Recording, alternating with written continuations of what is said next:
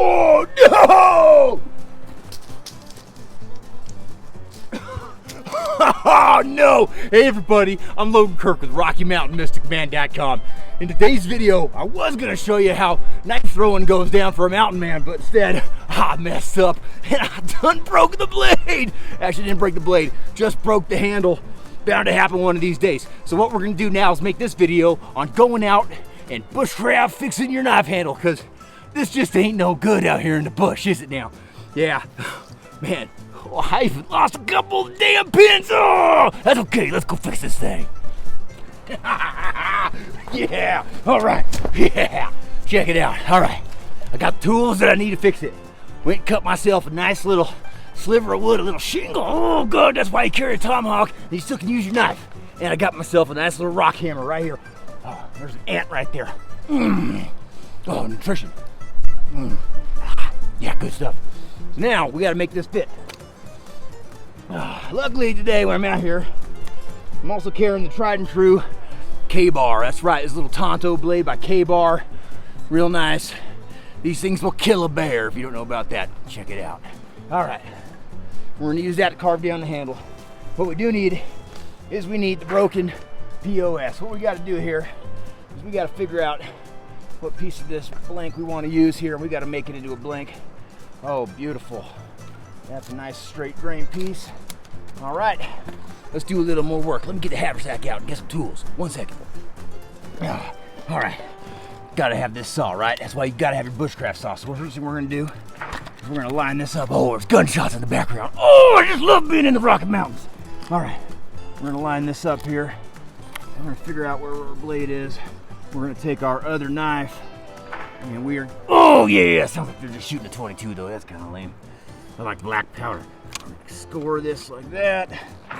We're gonna bring this down like this. All right. Now, we know where we need to get this knocked out of. So the first thing we're gonna do is we're going to cut into this right on this downward slope against the grain here. We're not gonna hit the rock here with the blade. Don't worry, everybody. Just stay calm. Just a small cut here. So we're just gonna make this happen like so. Let the blade do the work so we don't go too deep. Hit that rock underneath. There it is, right there. Go a little past, all right. Now we've got that piece of the blank cut out. We can put the saw away. We're not gonna need it anymore right now. Man, I don't think anybody realizes I'm up here on this hill. Hopefully they're not shooting in my direction, because I don't like that, because I'll shoot back. All right, so now we're gonna take the knife here. Get this right on that line, right where we scored it. So we'll check that. I always make sure to check twice. There we go. There's the line. All right. Let's bend that wood down a little bit. All right. There it is. Oh, just like that, we got a blade for the knife handle. I love it. All right. Now you can see one side of this here is a little curved and one side's a little flat. We got some fat wood in here. It's looking good though. So what we're gonna do now is we're gonna use this knife, carve it down. All right, get ourselves a nice little flat spot. You'll see we're gonna need that hammer stone here in a minute.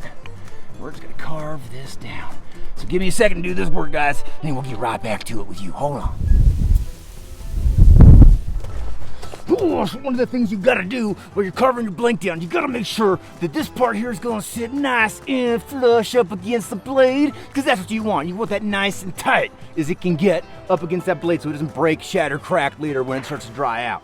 Ooh, them gunshots going off like crazy. So here we go. I got this. I'm gonna use the side of my blade to check it. You can see I'm getting pretty darn close, but I ain't there yet. I just gotta squeeze it on there. No, I'm just kidding. I gotta actually sit here, whittle it down as flush as possible. This is an important part. The rest of the shaping and everything happens after we get it onto the knife. So let me get this done. Turn into a piece of wood handle for me now, will you? Arrgh.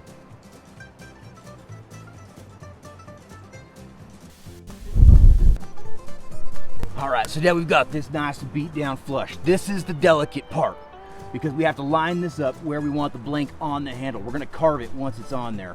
So we're gonna get it on. I'm actually gonna sit it up a little bit. We might have to cut it back a little bit later. That's okay. This is just so we have a knife out here with a handle because we don't want to be busting our knife up anymore. So there we go, get that nice and fitted down. That's going to work just fine right there. All right, so the reason we use green wood for this is this right here. We're gonna now set this in to the green wood on those pins. Now, those pins are delicate. We don't want to break them.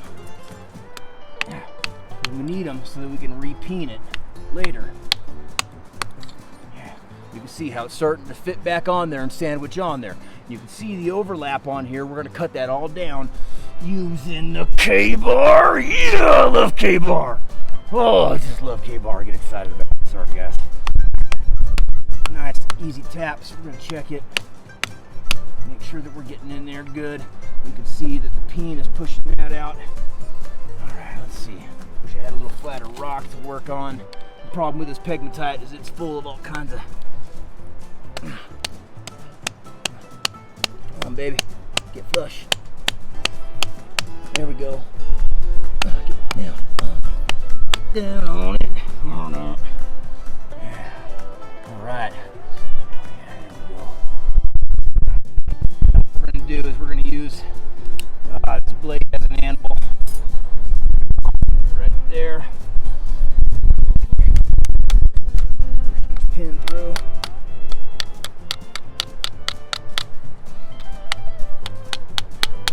And obviously when we get back to the cabin in a couple days, well, that's when we'll do the fine finish work on these pins to get them up real nice.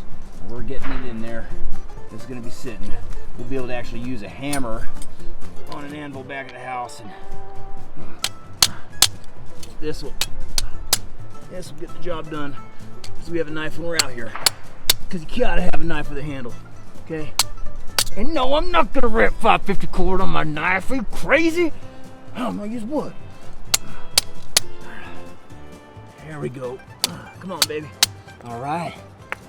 There it is. We've got a blank fitted jar. Now we could use it just like this if we have to. Oh yeah, we can, but we're not going to.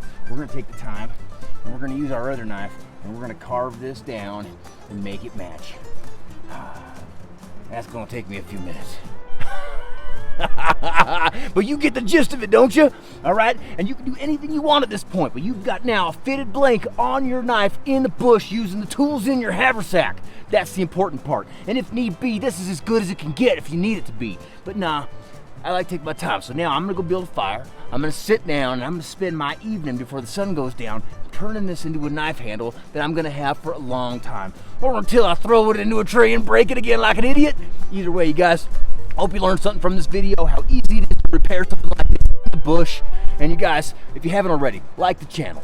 Share this channel with your mountain man, mountain women friends, all right? And subscribe, and don't forget, hit that notifications bell, because if you don't, you're not gonna be able to see when I make more mountain man videos like this. And right now, God, it's a beautiful day.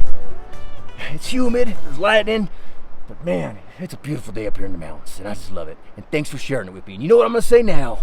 I'll see you soon.